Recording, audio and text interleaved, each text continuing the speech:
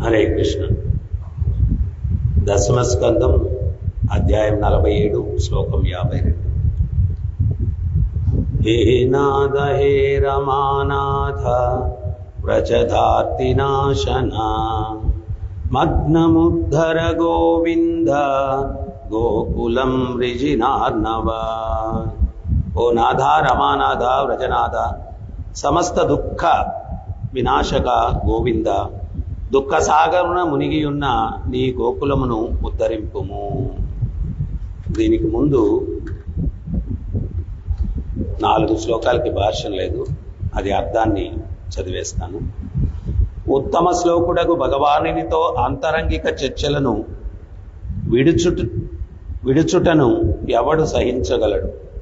ఆ దేవదేవుడు ఉపేక్షించినప్పటికీ లక్ష్మీదేవి అన్నడును అతని వక్షస్థలమును వీడదు. ప్రభు ఉద్ధవ, సంకర్షణునితో కూడి శ్రీకృష్ణుడు ఇచ్చట ఉన్నప్పుడు ఈ నదులు, పర్వతములు, వనములు, గోవులు వేణురవముతో ఆనందించెను. ఇవన్నీయును నిరంతరము మాకు నందతనయుని గుర్తు చేయుచుండును. దివ్య చిహ్నములను కలిగినట్టి కృష్ణ పాదముద్రలను గాంచడి కారణమున నిజముగా మేము అతని వెన్నడును మరువజాలము.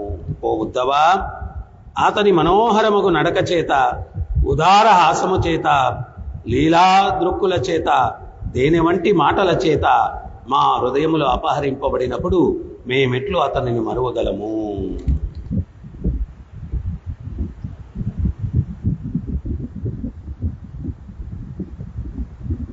ఇక్కడ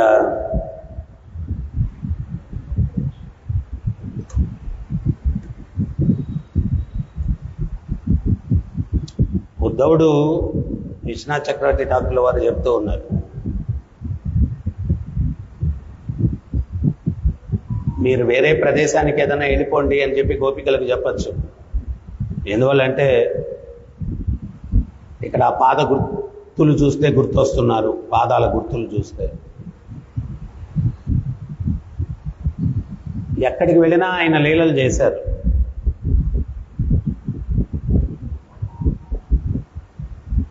ఆచార్యులు ఏం చెప్తారు అంటే, భూమి మీద ఎన్ని ఇసుక రేణువులు ఉన్నాయో, సముద్రంలో ఎన్ని నీటి బిందువులు ఉన్నాయో, అన్ని లీలలు భగవంతుడు చేశాడు.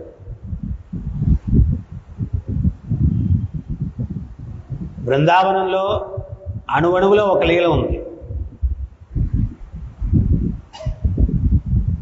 మరి అటువంటప్పుడు హృదయాన్ని సంపూర్ణంగా కృష్ణునికి అర్పించినటువంటి భక్తులు గోపికలు. మనమంటే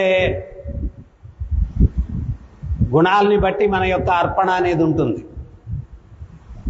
కొంచెం ఏదో సత్వగుణంలో ఉన్నాం అనుకోండి, అబ్బా భక్తి సీరియస్గా చేస్తాం. కొంచెం రజోతమో గుణంలో ఉంటే దానికి తగ్గట్టుగా ఉంటుంది. ఈ గోపికలు అట్లా కాదు. వాళ్ళు సంపూర్ణ శుద్ధ సత్వంలో ఉన్నారు. సంపూర్ణంగా భగవంతునికి వాళ్ళను అర్పించేసుకున్నారు. ఏదో చెప్తారు కదా, సోల్డ్ అవుట్. ఇంకా వారికి కృష్ణుడు తప్పిస్తే ఇంకా వేరే గమ్యం లేదు.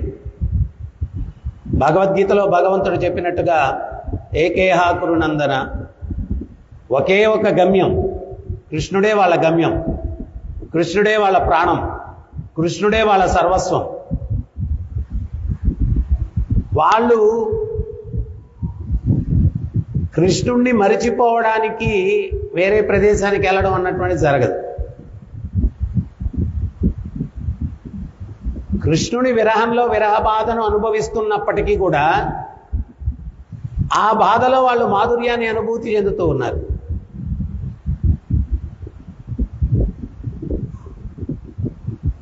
ఇక్కడ మాటలలో తేనె ఉంది.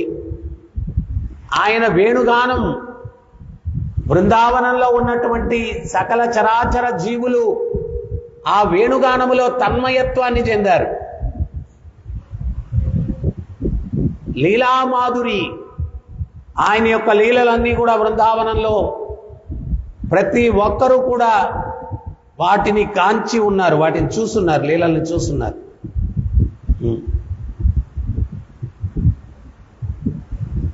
ఎవరైనా కానీ ఒక ఉత్కృష్టమైనటువంటి చాలా ఉన్నతమైనటువంటిది అనుభవించారు, వాడికి పోయి మనం ఏదో చిన్నది ఇచ్చాం, సంతృప్తి చెందడు. స్కూటర్లో పోయి వాడికి కారు ఇచ్చి స్కూటర్ వదిలేయమంటే ఓకే, సైకిల్ ఇచ్చి స్కూటర్ వదిలేయమంటే వదులుతాడా? సైకిల్ ఇచ్చి స్కూటర్ వదిలేయమంటే వదలడు. ఇప్పుడు బృందావనంలో ఉన్నటువంటి గోపికలు అయితేనేమి, వీళ్ళందరూ కూడా భగవద్గీతలో భగవంతుడు ఒక విషయాన్ని చెప్తున్నారు. మత్త స్మృతి మత్త పరతరం న్యాన్యత్ కించిదస్తి ధనుంజయ, నన్ను మించిన పరమ సత్యం ఇంకొకటి లేదు అంటున్నాడు. నన్ను మించిన పరమ సత్యం ఇంకోటి లేదు అంటే వాళ్ళు ఏదైతే అనుభూతి చెందారో హైయెస్ట్ అన్నమాట, ఇంకా దానికన్నా మించింది లేదు. కృష్ణుణ్ణి మించిన పరమ సత్యం లేదు, బృందావనానికి మించిన ధామం లేదు, రాధాకుండకు మించిన తీర్థం లేదు, గిరిగోవర్ధనానికి మించిన పర్వతం లేదు, యమునకు మించిన నది లేదు. ఇటువంటివన్నీ పరమోత్కృష్టమైనవన్నీ వాళ్ళు అనుభవించేసి వాళ్ళు వెళ్ళిపోయి ఎక్కడో నీళ్లు లేనటువంటి పెన్నా నది పక్కనో, అనంతపురంలో తడకలేరు అని ఉంది, ఎప్పుడు నీళ్లు ఉండవు దాంట్లో, ఆ తడకలేరు పక్కన కృష్ణుని మర్చిపోవడానికి వెళ్ళిపోయి ఉండాలా అంటే కుదురుతుందా?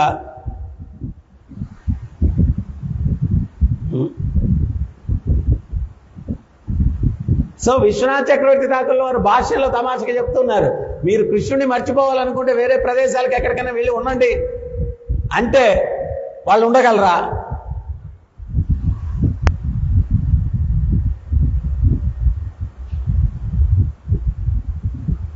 అంతగా ఉన్నతమైనది ఆస్వాదించినటువంటి గోపికలు ఆ కృష్ణుణ్ణి మించిన పరమ సత్యం ఇంకోటి లేదు. తర్వాత ఆ కృష్ణ అన్నటువంటి పదానికి అర్థం ఏంటి అంటే సర్వాకర్షణీయుడు, సృష్టిని ఆకర్షిస్తాడు భగవంతుడు. ఆయన పేరులో అర్థమే కృష్ణ అంటే సర్వాకర్షణీయుడు.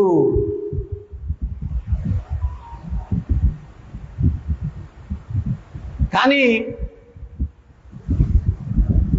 ఆయన్ని ఆకర్షించే శక్తి వేరొక శక్తి ఉంది, ఆమె శ్రీమతి రాధారాణి.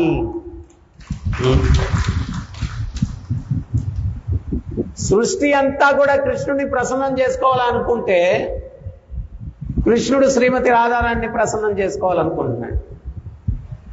ఒకరోజు రాధారాణి దగ్గరికి వెళ్ళి పౌర్ణమి రోజు కృష్ణుడు అంటాడు, హే రాధే, నీవు ఆ పూర్ణచంద్రుడితో సమానం అంటాడు. అప్పుడు రాధారాణి అంటుంది, రాత్రి ఉదయించి పగలు అస్తమించేటువంటి చంద్రుడితో నన్ను పోలుస్తావా? రాత్రి ఉదయించి ఉదయంతో అస్తమించేటువంటి చంద్రుడితో నన్ను పోలుస్తావా? అట్లా కాదు, చాలా నిర్మలంగా ఉంటుంది కదా పూర్ణచంద్రుడు, అందుకని పోల్చాను అంటే ఎంత నిర్మలంగా పూర్ణంగా ఉన్న చంద్రుడిలో కూడా మచ్చలు ఉంటాయి, నాలో కూడా మచ్చలు ఉన్నాయనే కదా నీ ఉద్దేశం అంటుంది. మరే అట్లా ఎందుకు అట్లా అనుకుంటావు?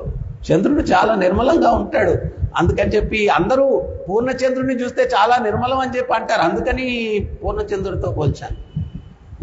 పౌర్ణమి రోజు పూర్ణంగా ఉండి అమావాస్యకు అంతరించిపోయేటువంటి ఆ క్షీణించేటువంటి చంద్రుడితో నన్ను పోలుస్తావా? క్షీణించేటువంటి చంద్రుడితో నన్ను పోలుస్తావా?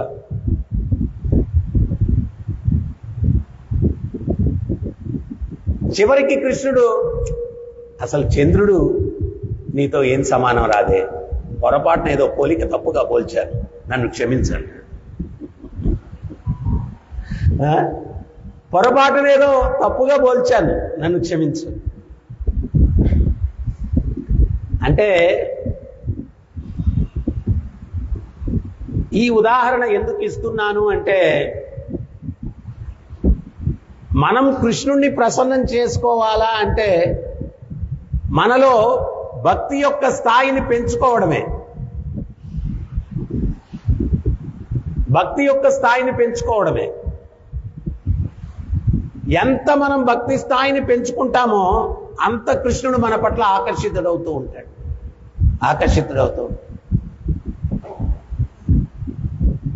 భక్తి రసామృతంలో రూప గోస్వామి అదే చెప్పారు. కృష్ణ అంటే సర్వాకర్షణీయుడు, కానీ పవిత్ర భక్తి అన్నటువంటిది ఆ కృష్ణుణ్ణి కూడా ఆకర్షిస్తుంది. పవిత్ర భక్తి అన్నటువంటిది ఆ కృష్ణుని కూడా ఆకర్షిస్తుంది.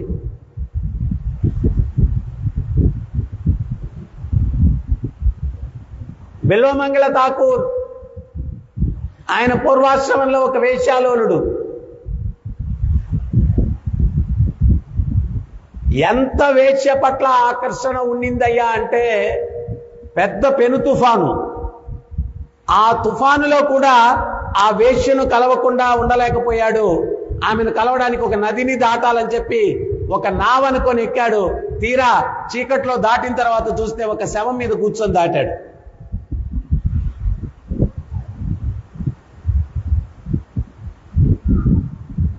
కామం అన్నటువంటిది దృష్టిని మందగిస్తుంది, అంధుణ్ణి చేస్తుంది. అందుకనే ఈ ప్రాపంచిక మాయా జగత్తు నుంచి మన చైతన్యాన్ని మనం కాపాడుకునేదానికి ప్రయత్నం చేయాలి. ఆ మాయలో ఉన్నటువంటి వ్యక్తి ఆడికి పక్కలో ఏం కనపడదు, యథార్థం కనిపించదు. అసలు మాయ అంటే అర్థమే ఏంటి? ఏదైతే కాదో అది అవునని నిరూపించేటువంటిది మాయ. శవం మీద కూర్చొని దాటాడు, అది తెప్పనుకున్నాడు. ఆ వేశ్య ఇంటి దగ్గరికి వెళ్ళాడు, తలుపులేసినాయి, గోడ దూకాల ప్రహరీ. తాడని పట్టుకొని దూకాడు. దూకిన తర్వాత చూస్తే అది పాము, తాడు కాదు.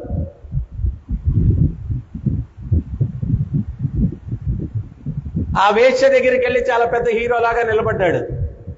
ఆమెనింది, ఇటువంటి దుర్భరమైన పరిస్థితుల్లో ఎందుకు వచ్చావు?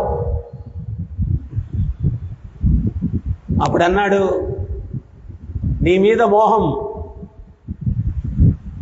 నీ మీద విరహం, దూరంగా ఉండలేకపోయానన్నాడు. అప్పుడు ఆ వేశ్య అనింది, ఛీ నీచుడా, నా మీద ఉన్నటువంటి ఆకర్షణ ఆ ముక్తి ప్రదాత అయినటువంటి ముకుందుని పాదపద్మముల పట్ల కించిత్తున్నా నీ జన్మ ధన్యమై ఉండేది, పో ఇక్కడి నుంచి అని చెప్పి తిరస్కరించి.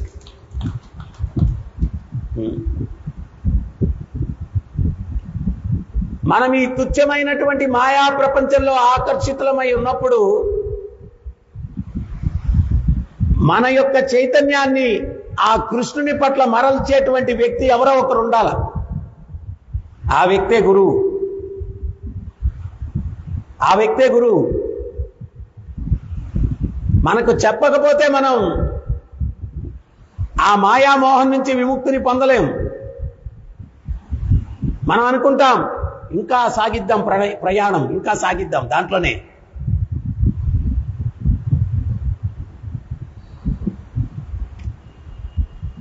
సుగ్రీవుడు చెప్పాడు, చతుర్మాస్యం అయిపోయిన తర్వాత స్వామి మీ సేవకు వచ్చేస్తానన్నాడు. చతుర్మాస్యం అయిపోయింది, రావట్లేదు. ఆయన భోగాల్లో నిమగ్నం అయిపోయాడు. ఈ మాయ ఎంత శక్తివంతమైంది అంటే మనం మాయలో ఉన్నామని కూడా మనం గుర్తించాం.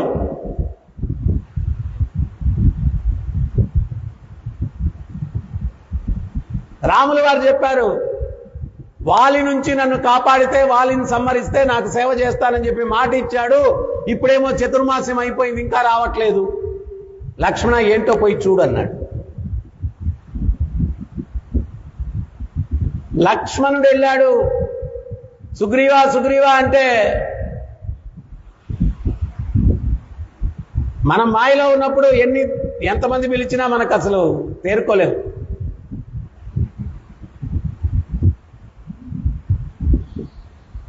ఇంద్రుడు బృహస్పతి శాపానికి గురి అయి పంది జన్మ ఎత్తాడంట. అది కూడా మన రాజమండ్రి మార్కెట్ యార్డ్లో 24 hours తినగల జంతువు ఏదైనా ఉందంటే అది పంది తింటానే ఉంటుంది, విశ్రమించేటప్పుడు తప్పిస్తే. హ్యాపీగా మార్కెట్ యార్డ్లో దొరికిన చెత్త చెదారం తింటూ ఇంద్రుడు కాలక్షేపం చేస్తున్నాడు. ఇంద్రలోకంలో దేవతలందరూ కూడా, అయ్యా మా స్వామి లేడు, రాజు లేని రాజ్యం అల్లకల్లోలంగా ఉంది, మీరు ఇంద్రుడిని తెచ్చి మాకు అప్పగించండి అన్నాడు. ఎవరి దగ్గరికి వెళ్ళి? బ్రహ్మ దగ్గరికి వెళ్ళి. బ్రహ్మ వచ్చాడు మార్కెట్ యార్డ్కి.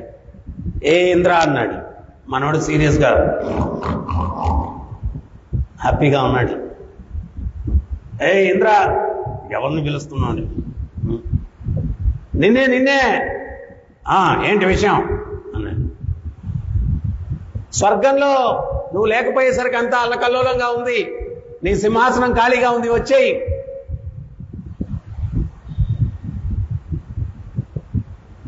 ఇంద్రుడు ఏమన్నాడు తెలుసా? ఏమి అసూయ, నా అందమైన భార్య అని చూపించాడు. పక్కన ఒక నల్ల పంది ఒకటి ఉందన్నమాట, బురదంతా పూసుకొని. నా ముక్కు బచ్చలవారు నీ పిల్లలు అన్నాడు. అంటే మాయ, ఇంద్ర పదవి ఎక్కడా, పంది జన్మ ఎక్కడా, అక్కడ అప్సరసలు ఎక్కడా, పంది భార్య ఎక్కడా, పంది పిల్లలు ఎక్కడా? అందుకనే భగవంతుడు చెప్తున్నాడు, మాయ చాలా చాలా శక్తివంతమైంది. దైవీయేషా గుణమయీ మమ మాయా దురత్యయ మామేవ ఏ ప్రపద్యంతే మాయామేతాం తరంతితే. ఈ త్రిగుణాలతో కూడిన మాయాశక్తి నా శక్తి, నీ శక్తితో నువ్వు దాన్ని జయించలేవు. మామేవ ఏ ప్రపద్యంతే మాయామేతాం తరంతితే. నాకు ఎవరైతే శరణాగతి పొందుతారో వాళ్ళు మాత్రమే మాయను జయించగలరు.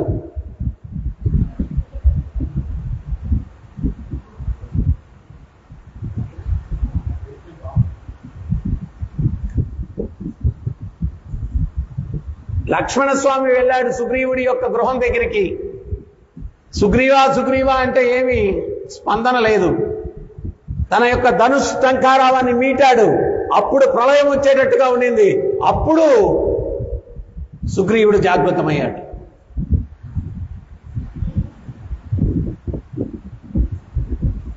మనవల్ని మాయాదేవి రకరకాలుగా తంతూ ఉంటుంది. ఒక్కోసారి రోగంతో తంతుంది, ఒక్కోసారి ఆర్థిక ఇబ్బందులతో తంతుంది, ఒక్కోసారి సంఘంలో అవమానం జరిగేటట్టుగా తంతుంది, ఇంకోసారి కుటుంబ వ్యక్తుల ద్వారా తన వాళ్ళు అనుకున్న వాళ్ళందరూ కూడా మనల్ని నిందించడమో మోసం చేయడమో తద్వారా మనల్ని తంతుంది.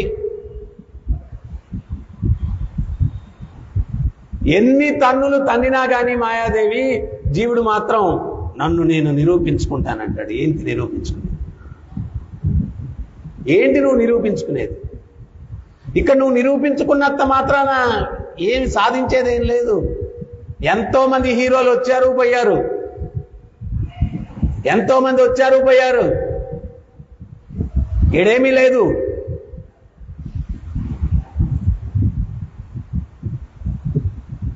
అందుకనే భూదేవి నవ్వుకుంటూ ఉంటుందంట. ఇక్కడ రాజ్యాల కోసం ఆస్తుల కోసం తన్నుకుంటూ ఉంటే ఆమె అనుకుంటుందా, ఒరే పిచ్చోళ్ళలారా, అసలు ఇవేవి మీవి కాదు కదరా, వీటన్నిటికీ యజమాని నా స్వామి ఆ కృష్ణుడు కదరా, మీరేంట్రా మధ్యలో కొట్లాడుకుంటున్నారు వీరి కోసం? ఈయన ఆస్తి కోసం కోర్టులో కేసేసి జీవితం అంతా పోతా ఉంటాడు కోర్టుకి. ఆయనకి ఈయనకి ఫేవరబుల్ గా జడ్జిమెంట్ వచ్చేసరికి ఈయనకి శ్మశాన ప్రవేశం కూడా వచ్చేస్తుంది. అయిపోయింది, ఫినిష్, జీవితం అయిపోయింది. ఏం సాధించావు? అందుకనే భగవంతుడు చెప్పారు, దుఃఖాలయం అశాశ్వతం. ఇది దుఃఖాలకు ఆలయం, ఇది అశాశ్వతం. ఇక్కడ ఎవ్వడు కూడా నిజమైన ఆనందాన్ని అనుభూతి చెందే పరిస్థితే లేదు. ఎందువల్ల అంటే ఇది దుఃఖాలయం. ఇది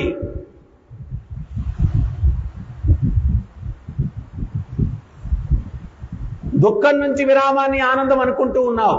తలనొప్పిగా ఉంది, టాబ్లెట్ వేసుకున్నావు, టాబ్లెట్ వల్ల తలనొప్పి తగ్గింది, నార్మల్ స్థితికి వచ్చావు. ఎవరన్నా వచ్చేమన్నా ఎట్టుందా ఇప్పుడంటే అబ్బా ఇప్పుడు హ్యాపీగా ఉందన్నా. నొప్పి నుంచి విరామాన్ని హ్యాపీనెస్ అనుకుంటున్నావు. నిజమైన హ్యాపీనెస్ నువ్వు అనుభూతే చెందట్లే. ఏదైనా మానసికంగా కష్టం ఉంది, అది కొంచెం క్లియర్ అయిపోయింది, ఇప్పుడు ఎట్టుందంటే హ్యాపీగా ఉందని. ఆచార్యులు మన హ్యాపీనెస్ దేంతో పోలుస్తారు తెలుసా? ఎవడన్నా ఖైదీని నిజం రప్పించడానికి నీళ్ళలో ముంచుతారంటండి.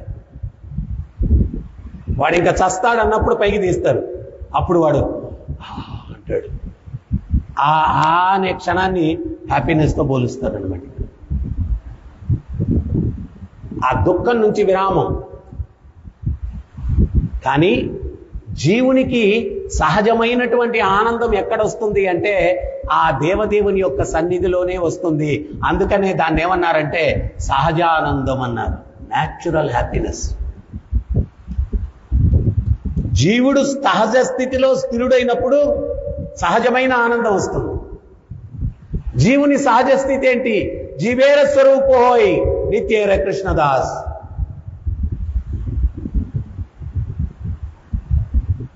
మరి ఆ గోపికలు పరమోత్కృష్టమైనటువంటి ఆ సహజ స్థితిలో నెలకొన్నటువంటి గోపికలు ఉద్ధవుని మాటలు విని వేరే ప్రదేశానికి వెళ్ళిపోతారా?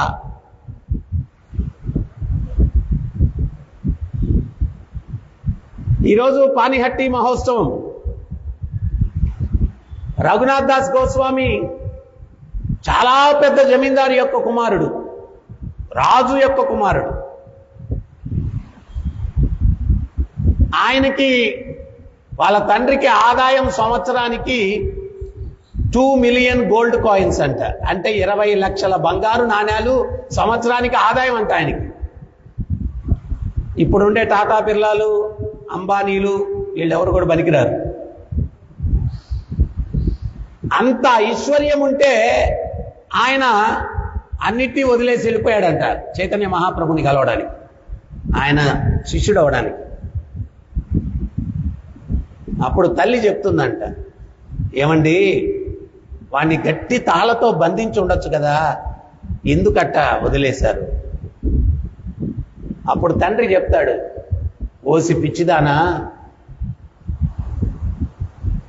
అప్సరసలని తలదన్నేటువంటి సౌందర్యం ఉన్నటువంటి భార్య, కుబేరుణ్ణి తలదన్నేటువంటి ఐశ్వర్యము, ఈ రెండు కట్టేయలేనప్పుడు తాళ్ళేం బంధిస్తాయే వాణ్ణి అని చెప్పారు. అప్సరసలను తలదన్నేటువంటి సౌందర్య రాశి అయినటువంటి భార్య, కుబేరుణ్ణి తలదన్నేటువంటి ఐశ్వర్యము, ఇవి బంధించలేనప్పుడు తాళ్ళేం బంధిస్తాయి వాణ్ణి.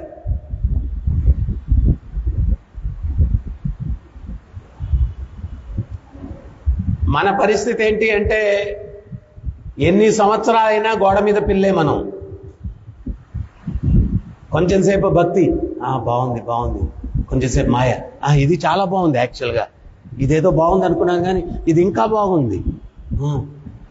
మళ్ళా మాయాదేవి 4 ముట్టకాయలు వేసిన తర్వాత లేదు లేదు భక్తే బాగుంది. మళ్ళా కొంచెంసేపటికి అబ్బే లేదు మాయే బాగుంది. అటు ఇటు ఎటు దూకాలో తెలియట్లేదు. కానీ ఆచార్యులు ఏం చెప్తారంటే, ఎంతో తీవ్రమైన ప్రార్థన తపస్సు చేసి భక్తి అనేటువంటి బరిలోకి దిగిపోవాయా, దాన్ని మించిన మాధుర్యం ఇంకోటి లేదు అని చెప్తుంది. భక్తి అనేటువంటి బరిలోకి దిగిపో. మాయ బరి ఫుట్బాల్ దెబ్బలే. మాయ ఎట్లా ఉంటుందంటే, నేను చిన్నప్పుడు గమనించేవాడిని, కొంచెం బాగుండేవాడు. ఇందాక పిల్లలు కూడా వచ్చారు, ఇక్కడ రివర్స్లో ఉండింది వ్యవహారం. చిన్నపిల్లడు పెద్దోడిని దమదమ కొడుతున్నాడు, వాడు ప్రణామం చేస్తుంటే అని జుట్టు పెక్కుతున్నాడు, కొడుతూ ఉన్నాడు. నేను కీర్తనలో గమనిస్తా ఉన్నాను. కానీ నేను చిన్నప్పుడు ఒక సీన్ గమనించాను. ఒక పెద్దోడు ఉండేవాడు. వాడు చిన్నోడిని ఆడుకుందారా అని పిలిచేవాడు. వాడు వస్తే వాడిని కొట్టేవాడు. వాడు 2-3 సార్లు కొట్టించుకున్న తర్వాత వాడు పరిగెత్తుకొని వెళ్ళిపోయి వాళ్ళ నాన్న దగ్గర దాంకునేవాడు. వీడు పిలిస్తే చాలు వెళ్ళిపోయేవాడు. వాడు వాళ్ళ నాన్న దగ్గర వెళ్ళి వెనకాల అట్లా దాంకొని చూస్తుండేవాడు. ఈడేం చేసేవాడు తెలుసా? జోబిలో నుంచి ఒక చాక్లెట్ తీసేవాడు. తీసి వీడికి చూపించాడు. నువ్వు రా, చాక్లెట్ ఇస్తాను. సేమ్ మాయాదేవి కూడా అంతే. ఆమెకు సరెండర్ అయ్యి దెబ్బలు తింటాం. అమ్మ ఇంక చాలులే తల్లి అన్నప్పుడల్లా బిస్కెటో చాక్లెటో అటు చూపిస్తుంది. కొట్టను ఇంకా ఇది చాక్లెట్, రా రా.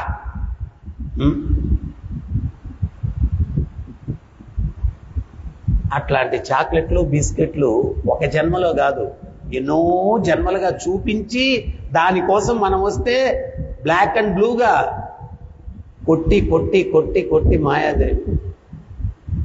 అయినా ఇంద్రియాల్ని భోగించాలా అనేటువంటి బలమైనటువంటి కోరిక అన్ని దెబ్బలు తిన్నా కానీ నిన్న బాగలేదు, రేపు బాగుంటుంది. నిన్న బాగలేదు, రేపు బాగుంటుంది ఆశ. ఆచార్యులు చెప్తున్నారు, రేపు కాదు, నువ్వు 100 జన్మలెత్తు, 1000 జన్మలెత్తు, భౌతిక జగత్తు బాగోదు. ఎందువల్లంటే ప్రభుపాదులు వారు చెప్పారు, this is the place for punishment, not enjoyment. భౌతిక జగత్తు అనేటువంటిది శిక్ష కోసం ఏర్పాటు చేశారు, శిక్షించడం కోసం, ఎంజాయ్ చేయడం కోసం కాదు. దుఃఖాలయం అశాశ్వతం. మన బుర్రలకు అర్థం కావడానికి ప్రభుపాదుల వారు కొంచెం స్ట్రాంగ్గా చెప్పారు. అరే బాబు, మరుగుదొడ్లో మల్లెపూ వాసన ఎక్స్పెక్ట్ చేయబాకరా నాయనా, అక్కడ వచ్చే వాసన వేరే, అక్కడ వచ్చే వాసన వేరే. ఇక్కడ ఈ గోపికల యొక్క సిచ్యుయేషన్ అంతా కూడా ఎందుకు పెట్టారు, ఈ శ్లోకాల్లో ఎంత చక్కగా వర్ణించారు. మనం కూడా ఆ గోపికల స్థాయిలో కృష్ణుని పట్ల ఆకర్షితులము కావాలి. కాబట్టి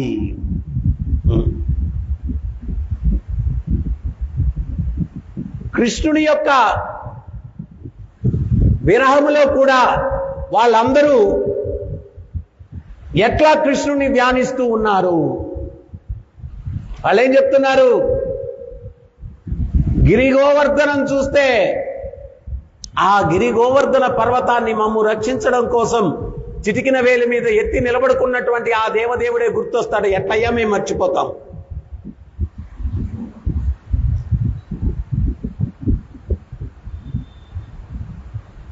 నందబాబాతో చెప్తాడు ఉద్ధవుడు, మర్చిపోండి స్వామి, కృష్ణుని మర్చిపోండి.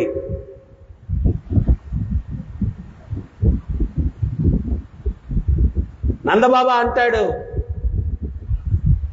నా ఇంటిలో హాల్లో తప్పటడుగులేస్తూ ఆ వెన్నను చేతి నిండుకు తీసుకుని దాన్ని తింటూ ఎంతో వయ్యారముగా నడుస్తూ ఉన్నటువంటి నా బాలకృష్ణుడు నాకు కనిపిస్తాడయ్యా. అరే అరే అరే అరే, ఎంత వాడిని మిస్ అయ్యాను నేను అనుకుంటాను. సరేనని చెప్పి పడక గదిలోకి వెళ్తాను. రోజు యశోదమ్మ నిద్రలోనికి పోనించిన తర్వాత వాడు నిద్రించాడా లేదా అని చెప్పి ఒకసారి వచ్చి అట్లా చూసేవాడిని. అట్లా చూసినప్పుడు చిరుమందహాసంతో నిద్రిస్తున్నటువంటి నా బాలముకుందుని ఆ యొక్క శయ్య మీద నాకు కనిపిస్తాడనమాట. అక్కడికి వస్తే ఆ యొక్క ముఖారవిందం కనిపిస్తుంది నాకు. ఎట్లా మర్చిపోమంటావయ్యా?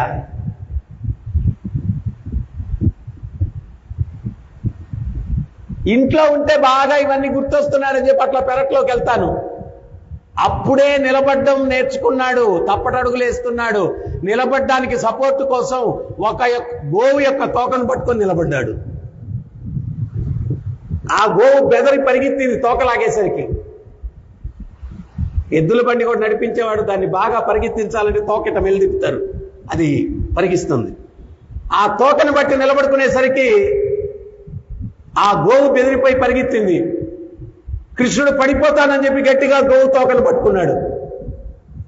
Full skating. ఆ గోవు పరిగిస్తా ఉంది, పేడలో బురదలో ఈడ్చుకొని కృష్ణుని వెళ్తా ఉంటే కృష్ణుడు గట్టిగా పట్టుకొని ముఖమంతా పేడ బురద, చివరికి ఆ తోకను వదిలేసి దమాని పడిపోయాడు. లేచి నిలబడుకున్నాడు. నిలబడితే ఏముంది, ఆ కళ్ళు పళ్ళు తప్పిస్తే తెల్లగా మెరిసేటివి, ఇంకంతా బురద మట్టి ముద్దానమాట. ఇది గుర్తొస్తుంది. అరే ఇక్కడ నన్ను కృష్ణుడు ఏదో చెప్తారు కదా, హాంటింగ్, దెయ్యం పట్టింది అన్నట్టుగా కృష్ణుడు పట్టేశాడు.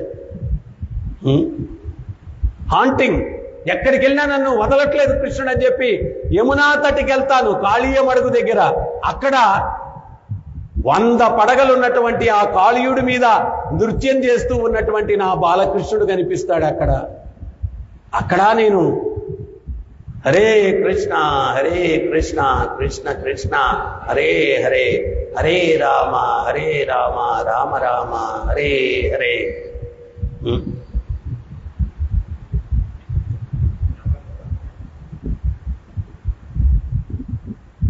ఆ కాళీయుడి మీద నృత్యం చేస్తూ ఉన్నటువంటి నా కృష్ణుడు కనిపిస్తాడు. అరే ఇక్కడ కూడా కృష్ణుడు నన్ను వదిలట్లేదే అని చెప్పి గిరిగోవర్ధన పర్వతం దగ్గరికి వెళ్తే ఆ కుంభవృష్టి నుంచి బృందావన వాసుల్ని కాపాడడం కోసం అతి సునాయాసంగా చిన్న బాలకుడు కుక్క గొడుగును తుంచి తల మీద గొడుగులాగా పెట్టుకున్నట్టుగా 80 యోజనాల విస్తీర్ణంలో ఉన్నటువంటి యొక్క గిరిగోవర్ధన పర్వతాన్ని అవలీలగా ఎత్తి చితికిన వేలు మీద ఎత్తి నిలబడుకున్నటువంటి నా కన్నయ్య నాకు కనిపిస్తాడే. ఎక్కడికి వెళ్ళినా మరవలేకుండా ఉన్నాను వద్దవా, నా కృష్ణుడిని మరవలేకుండా ఉన్నాను.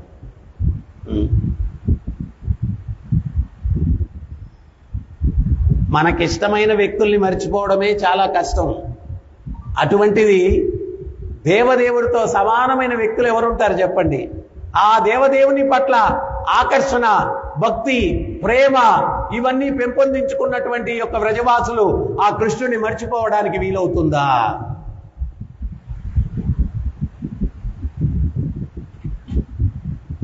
మనము కూడా ఎప్పుడైతే ఆ గోపికలు గోపాలురు బృందావనములో ఉన్నటువంటి వాళ్ళ యొక్క కృష్ణుని పట్ల ఆకర్షణ ఏ రకంగా పెంపొందించుకున్నారో ఆ రకమైనటువంటి ఆకర్షణ మనం ఎప్పుడైతే కృష్ణుని పట్ల పెంపొందించుకుంటామో అప్పుడు భక్తిలో పూర్ణత్వం.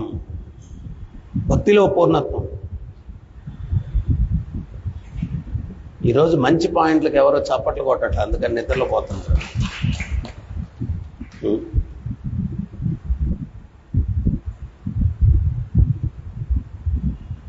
సో మనం ఎప్పుడైతే ఆ ఉన్నత రుచిని అలవర్చుకుంటామో, ఎందుకోసం నామం తీవ్రంగా చేయాలా, ఎందుకోసం రోజు కృష్ణ లీలల్ని శ్రవణం చేయాలా, ఎందుకోసం సేవ చేయాలా, ఈ పంచేంద్రియాల్ని కూడా ఆ భగవంతుని యొక్క సేవలో, మనస్సుని కూడా ఆ భగవంతుని యొక్క సేవలో ఎందుకు నిమగ్నం చేయాలా అంటే, భగవద్గీతలో భగవంతుడు చెప్పారు, ఈ ఇంద్రియాలు మనస్సు కామానికి స్థావరాలు అని చెప్పారు. కామానికి స్థావరాలు. ఆ కామానికి స్థావరాలైనటువంటి ఇంద్రియాల్ని మనస్సుని, కామాన్ని తొలగించి ప్రేమస్వరూపుడైనటువంటి కృష్ణుణ్ణి ప్రతిష్ఠితం చేయాలి.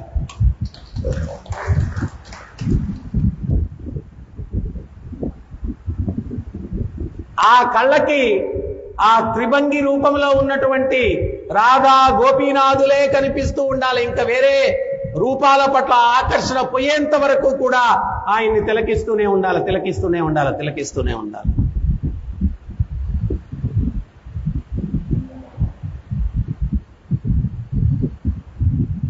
ప్రాపంచిక రూపాల పట్ల ఆకర్షణ పోవాలా అంటే భగవంతుని యొక్క కనుబొమ్మలను దర్శించాలంట. ఆయన యొక్క కనుబొమ్మలను, ఆయన నేత్రాలను దర్శిస్తూ ఉంటే మనకు ప్రాపంచికమైనటువంటి రూపాల పట్ల ఆకర్షణ పోతుందండి.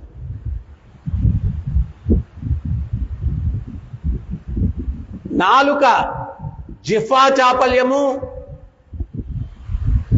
భౌతిక మాటలు మాట్లాడేటువంటి ఉబలాట పోవాలా అంటే నాలుకతోటి ఆ ప్రసాదాన్ని సేవించేటట్టుగా తీసుకోవాలా, ఆ భగవంతుని యొక్క నామాన్ని కీర్తిస్తూ ఉండాలా.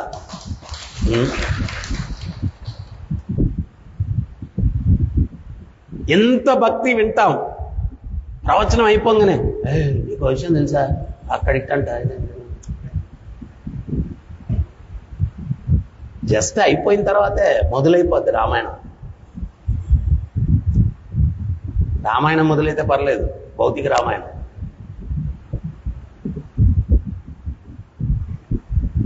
మనకెప్పుడైతే ఈ ప్రాపంచికమైన విషయాల పట్ల మాట్లాడాలన్నటువంటి ఆసక్తి ఉందనుకోండి, అప్పుడు మనం ఏం అర్థం చేసుకోవాలా, ఇంకా నా నాలుక పవిత్రీకరణ అవ్వలేదు, ఈ ఇంద్రియం పవిత్రీకరణ అవ్వలేదు.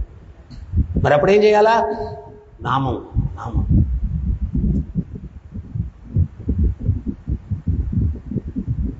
ఏ స్థాయికి నాలుకని అలవాటు చేయాలి నామానికి?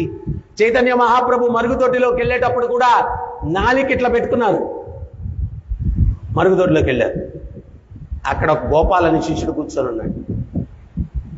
మహాప్రభు తిరిగి వచ్చిన తర్వాత అడిగారు, మహాప్రభు నాలుక ఎందుకు అట్లా పట్టుకొని మరుగుదొడ్లోకి వెళ్ళారు? మహాప్రభు చెప్పారు, నాయనా మరుగుదొడ్లోకి వెళ్ళినప్పుడు కూడా ఈ నాలుకకు నామం ఎట్లా అలవాటు అయిపోయిందంటే అక్కడ కూడా ఉచ్చారణ ఆగట్లేదు. హరే కృష్ణ హరే కృష్ణ కృష్ణ కృష్ణ హరే హరే, హరే రామ హరే రామ రామ రామ హరే హరే. అక్కడ కూడా అట్లా మార్చదు. అక్కడ కూడా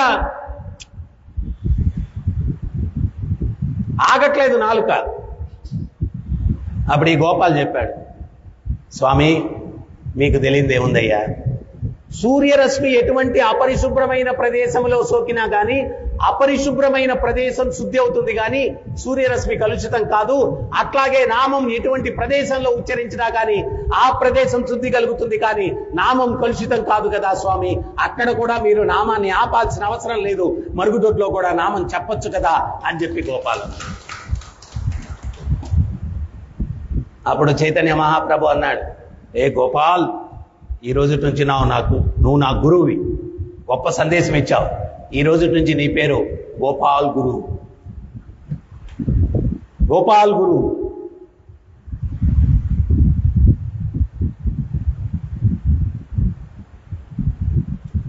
ఆ భగవంతుని సేవలో వినియోగించేటువంటి ఈ నాలుకతోటి అన్యమైన మాటలు నేనేంటి మాట్లాడేది అనేటువంటి భావన కలగాల మనకు. ఈ నాలుక ఆ భగవంతుని లీలలే వర్ణిస్తుంది. ఈ నాలుక ఆ భగవంతుని నామమే ఉచ్చరిస్తుంది. ఈ నాలుక ఆ భగవంతుని ప్రసాదమే స్వీకరిస్తుంది. ఈ కళ్ళు ఆ భగవంతుని రూపాన్ని దర్శించి అచ్చమైన రూపాల పట్ల ఆకర్షణ ఉండదు. ఈ చెవులు ఆ భగవంతుని లీలలు ఆ భగవంతుని నామం తప్పించి ఇంకొకటి వినవు. ఈ యొక్క స్పర్శ అనేటువంటి ఇంద్రియం ఆ భగవంతుని యొక్క సేవ తప్పించి, భక్తుల సేవ తప్పించి ఇంకా అన్యమైనటువంటి సేవకు ఈ యొక్క స్పర్శ అన్నటువంటి ఇంద్రియం ఉపయోగించను. ఈ యొక్క నాసిక ఆ భగవంతుని కర్పించిన పుష్పాలు, భగవంతుని కర్పించిన అగరత్తులు తప్పించి వేరే అన్యమైనటువంటి సుగంధాల పట్ల వెంపర్లాడను. ఈ రకంగా ఇంద్రియాలను మనం ఆ భగవంతుని యొక్క సేవలో నిమగ్నం చేసి వాటిని పరిపూర్ణమైనటువంటి పవిత్రత స్థాయికి తీసుకొని వెళ్ళినప్పుడే భక్తిలో మనం ఉన్నతిని సాధించినట్టు, విజయాన్ని సాధించినట్టు. ఈ పాంచరాత్రిక విధిలో ఉన్నటువంటి, అర్చన విధిలో ఉన్నటువంటి గొప్ప విశేషం అదే. ధ్యాన యోగం ఏం చెప్తుంది అంటే ఇంద్రియాలన్నింటినీ బలవంతంగా నిగ్రహించు.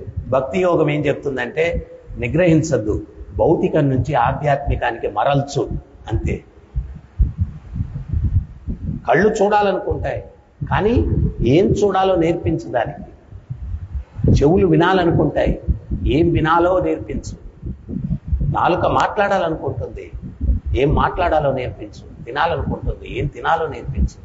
స్పర్శ, ఏదో ఒక స్పర్శ కోరుకుంటుంది.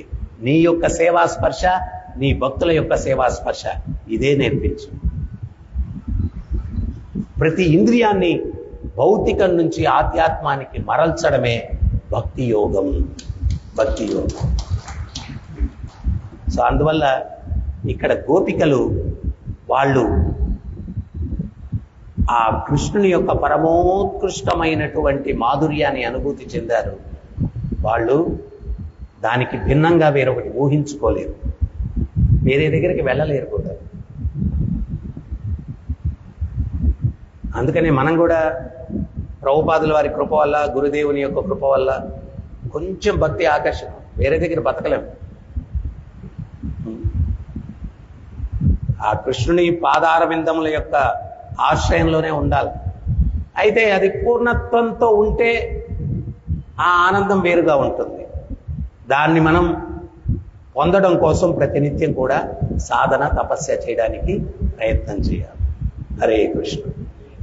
ఎవరికైనా ఏమైనా సందేహాలు, డౌట్స్?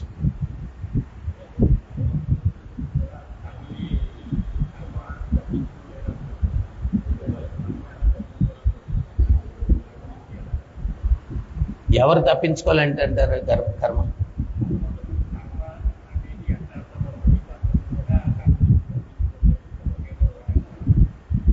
భగవద్గీతలో భగవంతుడు చెప్తాడు, ఏ కర్మ నన్ను అంటదు అని చెప్తాడు. ఆయనకేం కర్మ లేదు.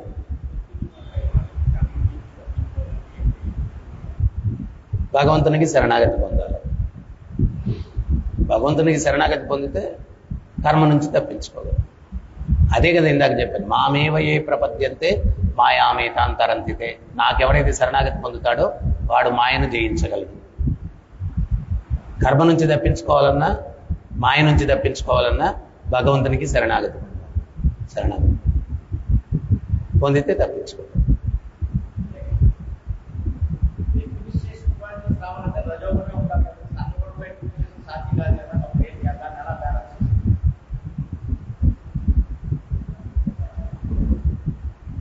పరిపాలన చెయ్యాలా అంటే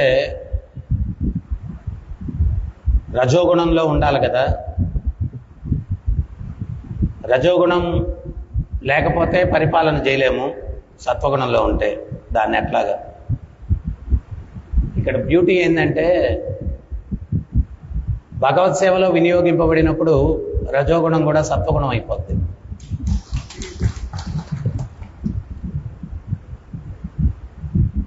అర్జునుడు యుద్ధం చేయాలా అంటే సత్వగుణంలో ఉంటే కాదు. హనుమంతుడు లంకను దహించాలా అంటే క్రోధం లేకపోతే కాదు. కానీ అవి భగవత్ సేవలో వాళ్ళు వినియోగించారు కాబట్టి ఆ రజోగుణమే దివ్యమైంది, ఆ క్రోధమే దివ్యమైన క్రోధంగా మారిందన్నమాట. సో ఏదైనా భగవంతుడు అదే చెప్తాడు, యజ్ఞార్థ కర్మణోన్యత్ర లోకోయం కర్మబంధన తతత్వం కర్మ కౌంతేయ ముక్త సంఘ సమాచార. ఏ రకమైన యజ్ఞం కూడా నీ ఇంద్రియ తృప్తి కోసం చేస్తే నిన్ను బద్ధుణ్ణి చేస్తుంది. నన్ను సంతృప్తి పరచడానికి చేస్తే భావబంధనాల నుంచి విముక్తుణ్ణి చేస్తుంది. సో రజోగుణమైన తమోగుణమైన భగవత్ సేవలో వినియోగించినప్పుడు అది దివ్య గుణంగా మారుతుంది. ఇంకేమైనా డౌట్స్?